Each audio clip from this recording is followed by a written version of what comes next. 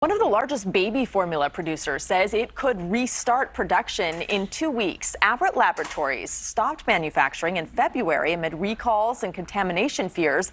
That shutdown has been adding to a shortage already strained by supply chain issues. In some states like Iowa, Tennessee, Texas, Missouri, and the Dakotas, more than half of the entire supply of baby formula is sold out.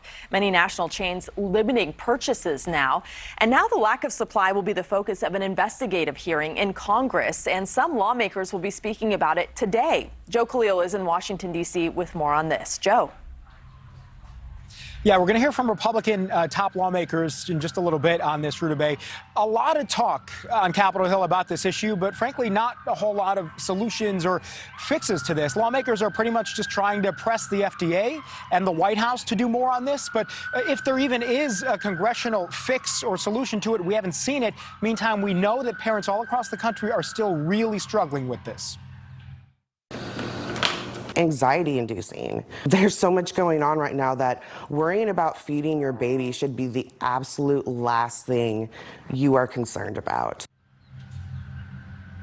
And Ruta Bay, you especially feel for parents who have kids with dietary restrictions or who have to have specific diets because they need particular formulas and they are really having a hard time trying to find those right now.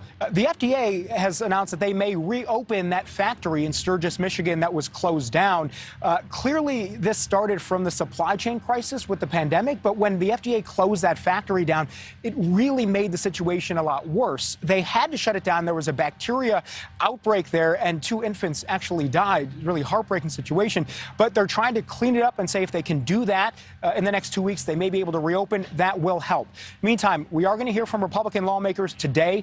Democratic lawmakers want to have a hearing on this, but it's not going to happen until May 25th. So we are kind of all eyes on the FDA right now. They say they're going to work with manufacturers that are still open to try to maximize their production. And they're also going to try to cut some red tape so they can speed up the process and get some formula out as well. But Ruta Bay, this is not looking good right now. And lawmakers, again, not a whole lot of solutions here. Yeah, I know you're a new parent. You're probably feeling this too. And the shortage has gotten so bad, parents are actually looking for alternatives.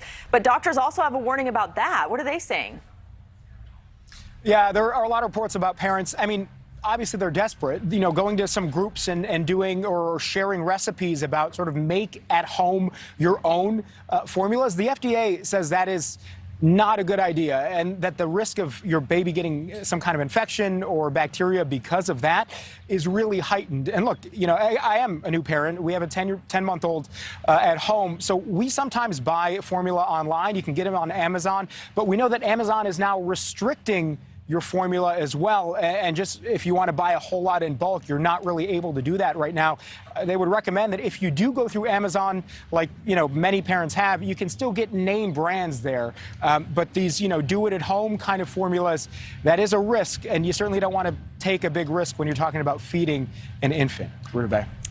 That's right. Joe, thank you. Thank you so much for watching. Make sure to click on the red subscribe button below so you can get more of NewsNation's fact-driven, unbiased coverage.